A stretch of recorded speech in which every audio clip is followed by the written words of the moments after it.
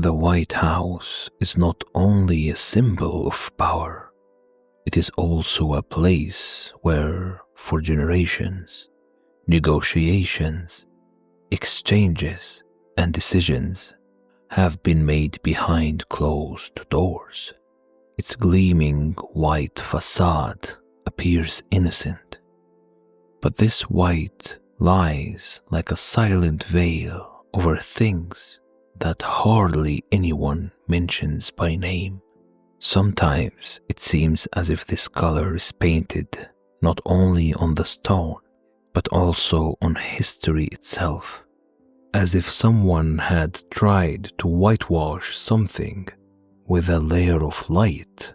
Imagine a late night in Washington, D.C. The streets are almost empty, with only a few cars gliding silently through the darkness. The city lights seemed subdued, as if someone had turned down the noise of the world for a moment. In the distance, a building stands out like a bright block in the darkness. You know its shape from movies, news reports, history books, and yet you get the feeling that something is always missing from these images. The White House.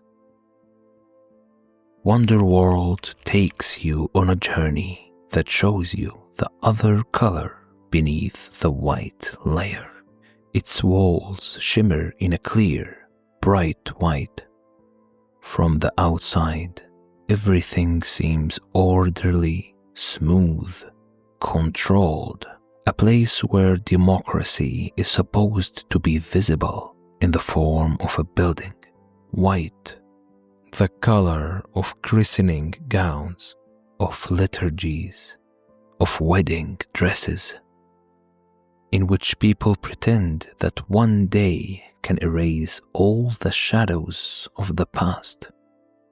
White speaks of purity and innocence, and conceals how much effort it takes to make stains invisible. In churches, white is the color of holy celebrations. In courtrooms, it is often the bright columns that are supposed to promise impartiality. And in front of government buildings, it is white staircases, white facades, white rooms, where people pretend that everything is clear, orderly, reasonable. But the more often you see this color in places of power, the more another interpretation imposes itself. White as a stage, as a spotlight in which selected scenes can be performed, while everything that does not fit into this picture takes a step back into an area where there are no cameras. Perhaps that is the most secret service this color performs. It directs the gaze. Those who look at the brilliant white of the facade are less likely to see the whispering circles behind it. In wood-paneled, soundproofed rooms, in dimmer light, where decisions sound different than in official speeches, there, the dim light is filled with a soft hum from air conditioners and computers that never shut down, from monitors that never go black, from devices that listen, store, and compare in endless loops. The building is made of stone, but it lives on voices. It is surrounded by guards, but it trusts machines. It is famous for its speeches, but much more powerful are the conversations that are never held there publicly. From the outside, the building looks quiet at night, almost like a painting. But if you look long enough, you notice something strange. a single window. On the far left of the west wing, it is still light. Behind this window sits a man in a grey suit. His tie is loosened. His coffee has gone cold. There is no paper in front of him. Instead, there is a screen showing a map of the world covered with glowing dots. Each dot is a signal, a short stream of data that originated somewhere on Earth, raced through cables, satellites, and antennas, and finally ended up here. In the house that never sleeps, the man uses the mouse to draw a circle around a small, flickering symbol. He zooms in closer. Numbers appear, coordinates, codes. You will never see any of this. None of it will appear in the news. But the question remains, is this important? Is this a coincidence? Or is this the beginning of something we can never undo? He looks at a map, a section of it, Latin America, Central America, South America, Eurasia. Behind him, hidden in the walls, cables run like veins, keeping the heart of information alive. They carry voices from all over the world into this house. Some are meaningless, some are just music, just laughter, just advertising. But a few sound different, denser, heavier, like the premonition of a thunderstorm, long before the first clap of thunder is heard. This house thrives on such clouds, on such omens, on things that have not yet happened, but could happen, on premonitions that start deep down in the gut, slowly creep upward, and then suddenly cause the heart to pound, not out of joy or happiness, but out of fear, fear of how to avert it, who to tell next, how to spread the word slowly, so that an entire nation does not fall into turmoil. How do you pass on this premonition? You rely on confidants, on companions and pioneers, and bring them into this house. It is a give and take, a demanding and explaining, developing and trying, a delicate web ready to break at any moment. Now open an old door in your mind. It creaks. We travel back in time. The air behind it smells of paper, of dust, of years long past. Welcome to December 1941. In a small station in Hawaii, a young soldier sits in front of a radar screen. At that time, this technology is new, unreliable, prone to error, and yet the only way to glimpse into the future. The soldier rubs his eyes. Nothing has happened for hours. Only the endless circling of the radar beam, the monotonous humming of the equipment. Then, suddenly, a dense cluster of dots appears on the screen. A swarm, too many to be routine. He reports it. His superior listens, but he doesn't hear. Probably our own planes. A shrug. A line in the log. A signal that is noted and then forgotten. A few hours later, fire rains down from the sky. Pearl Harbor becomes a symbol of the catastrophe that ensues when you listen. but don't take what you hear seriously. Or was it different after all? Is there any truth to the secret thoughts and silent stories? The atomic bomb attack on Hiroshima. Should this unspeakably terrible event happen for another reason? Decades later, in the quiet corridors of the Pentagon, this story is told again and again, not loudly, not in front of cameras, but quietly, like a warning to all who sit in front of screens at night.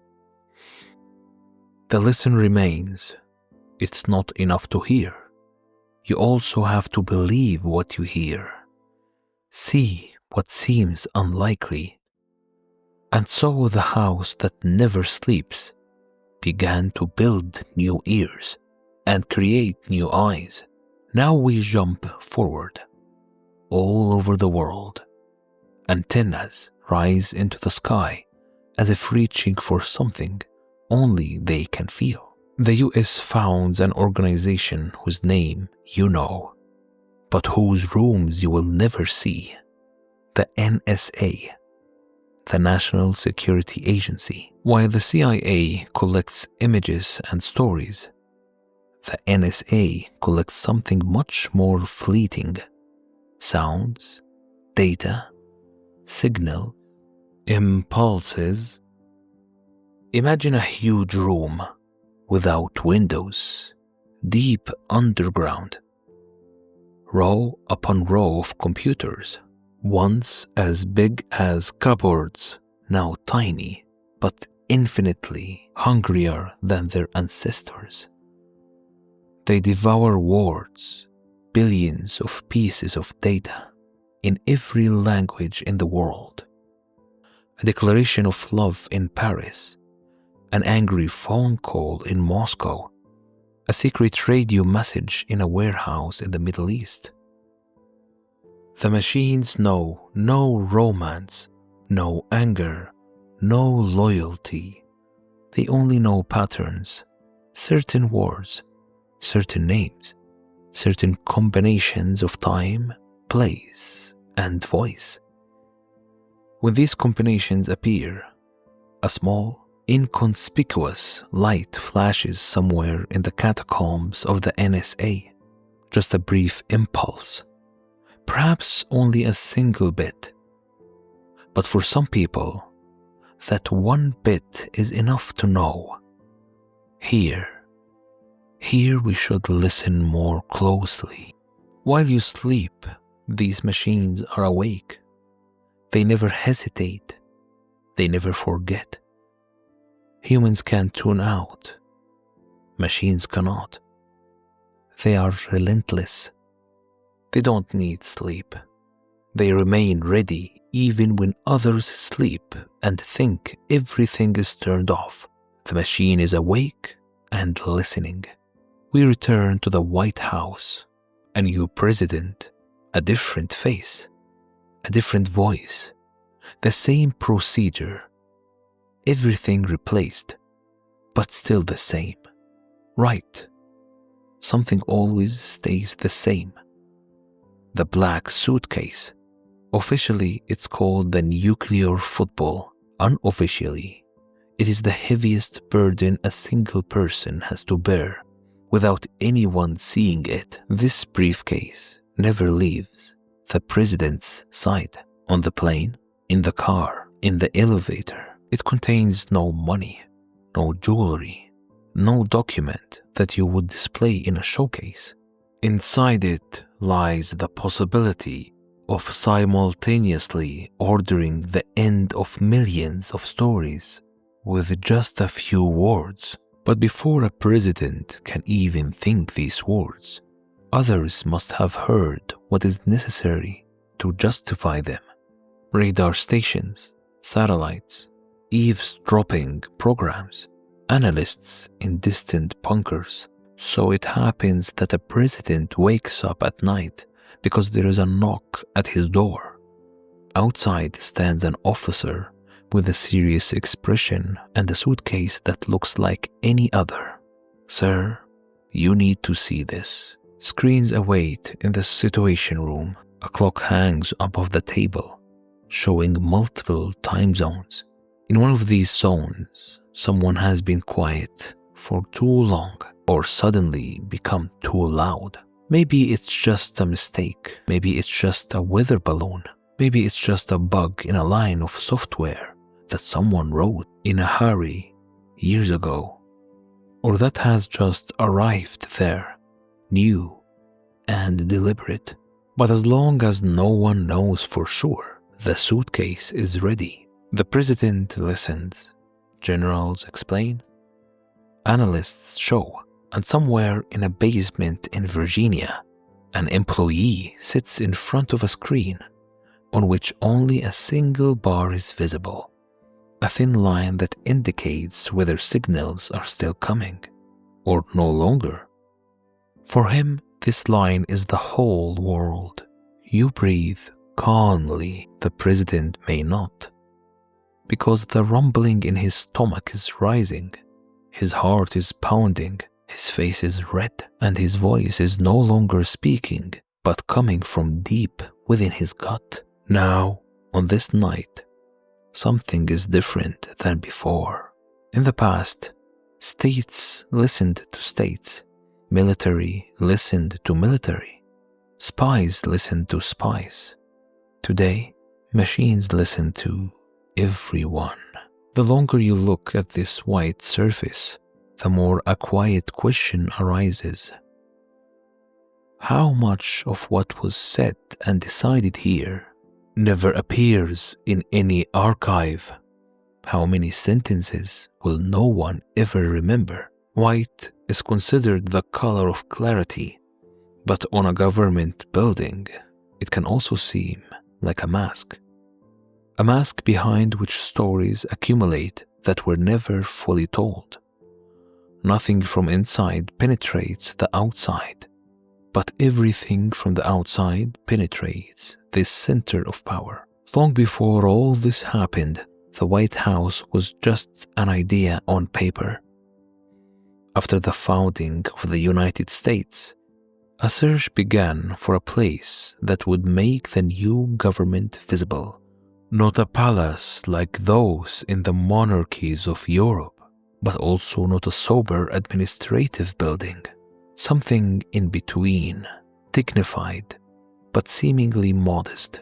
Construction began at the end of the 18th century. Architect James Hoban designed a house made of light sandstone. The stone was not bright white from the start, rather pale, vulnerable, permeable.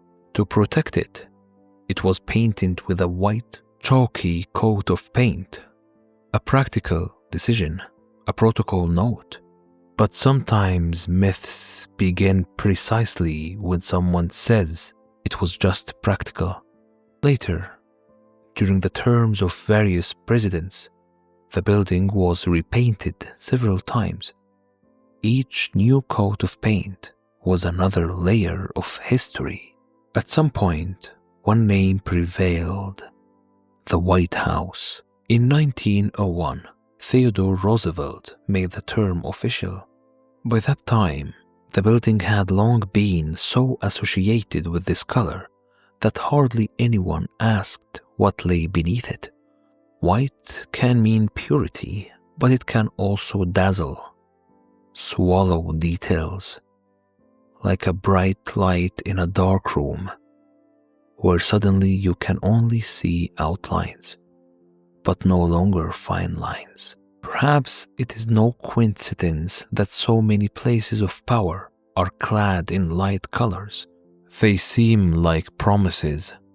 Everything here happens in the light, and yet, in each of these buildings, there are doors that are rarely opened, corridors whose names do not appear on visitor maps, rooms where the air feels different, denser, older, as if it has heard more than is good for it.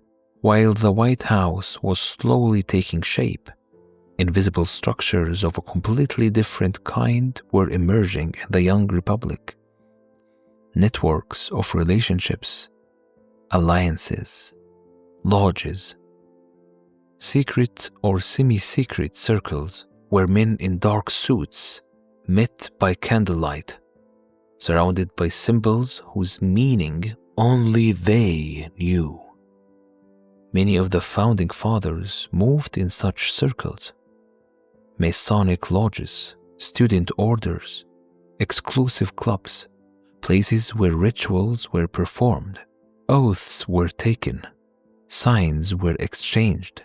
They spoke of light and knowledge, but they did so in rooms without windows. Over time, not only politicians and scholars joined these circles, but also other figures, bankers, industrialists, media entrepreneurs, people whose power is not tied to office, but to money, property, influence, and contacts.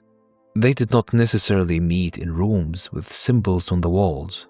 Often it was hotel suites, private dining rooms, secluded clubs with thick carpets and anonymous entrances, places where you are not photographed when you arrive, and where no one asks questions about who is sitting at the table with whom. Officially, many of these meetings are harmless: conferences, economic forums, working dinners. Invitations refer to dialogue, networking, and shared responsibility. Unofficially, something else is happening there. People with political power and people with economic power are feeling out how closely their interests can be intertwined. These are not scenes from a thriller, no secret vows made by candlelight. Rather, they are precisely worded sentences, long pauses, numbers quietly passed across the table, and sometimes the moment when someone says, "This stays between us." Many of these conversations leave traces, slightly altered wording in laws, small exceptions in long texts, clauses that only a few really understand. From the outside, all you see is the finished document, not the network of glances and gestures that previously decided what goes in and what has to stay out. It's a strange mixture, the language of enlightenment in rooms where hardly anyone is allowed to listen. Perhaps you know the feeling on a smaller scale, when you enter a room and immediately sense that a lot has already been said here before you even arrived, that the actual decisions have long since been made, even before the meeting officially begins. In Washington, such rooms existed early on, salons where the same names were always mentioned, clubs whose membership lists were never fully published, back rooms where the air smelled of cigar smoke, paper, and something ambiguous.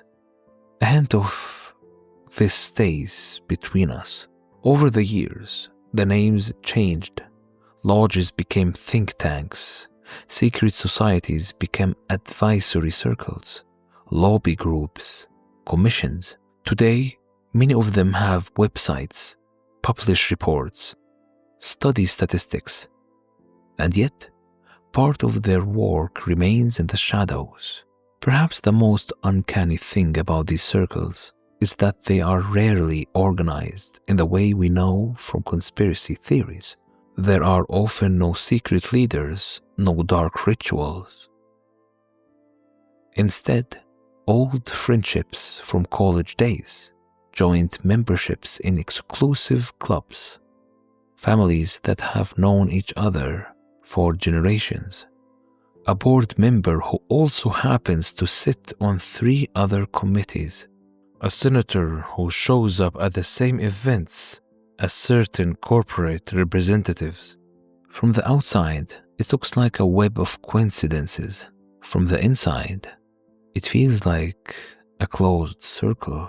Sometimes this is described as the old network, the establishment, the elite, terms that mean everything and nothing. Perhaps another image captures it better, a room in which the same small group appears again and again, while others never even learn that this room exists. No one has to decide we are now a secret society.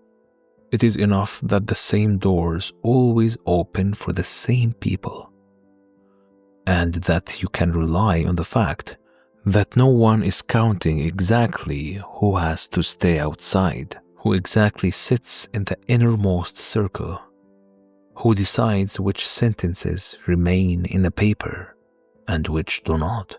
Often, one only knows what is officially published. Everything else disappears into gaps in the minutes, into marginal notes, into versions of documents that never see the light of day. Sometimes fragments of it reappear in the form of leaked memos, secret recordings, anonymous sources, like small cracks in a perfectly white-painted wall through which one senses that there is another layer underneath. Scandals like Watergate did not begin with headlines. They began with conversations that were assumed would never be heard by anyone outside that room, with nighttime meetings, with instructions written on slips of paper that were later to be destroyed. Some of it was nevertheless recorded, noted, archived, and eventually found. It is as if history itself sometimes decides which secrets to bring back to the surface. Not all of them, just some. Just enough to show that nothing is as clean as it appears from the outside.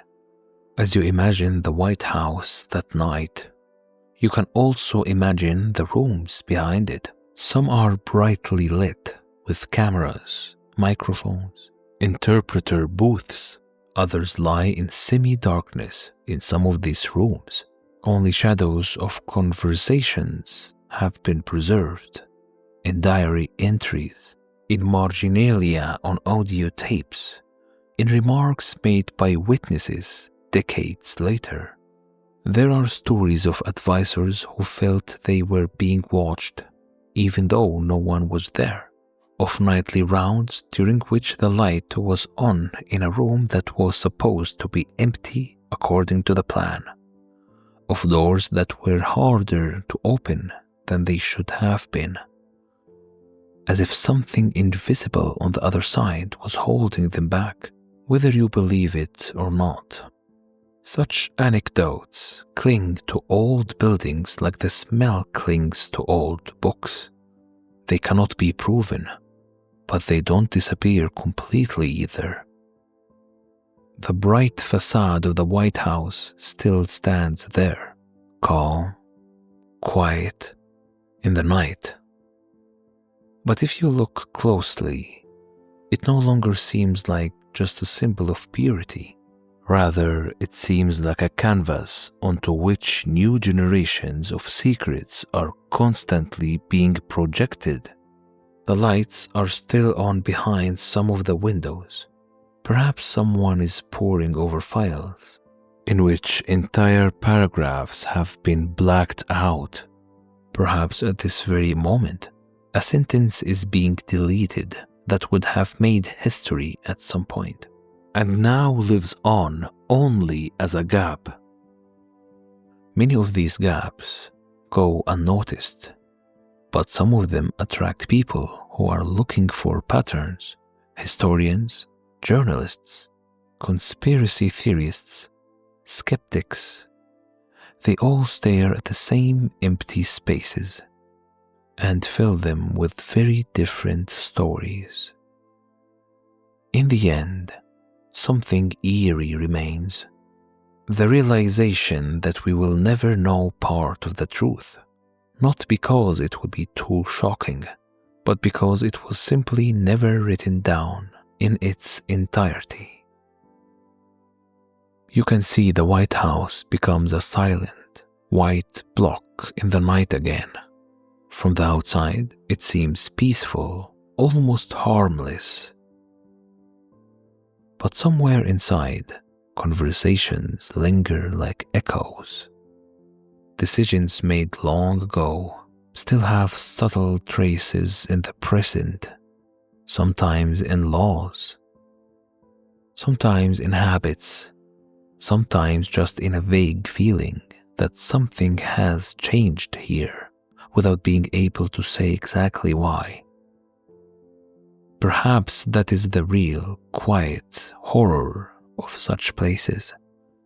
Not the big, loud conspiracy, but this constant, unnoticed weaving in the background.